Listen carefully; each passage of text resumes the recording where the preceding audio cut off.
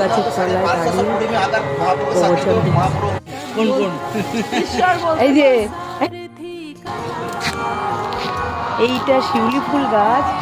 আমি এত বড় বড় শিউলি ফুল কোনো সময় দেখিনি। দেখো ছোটবেলায় শিউলি ফুল তুলেছি।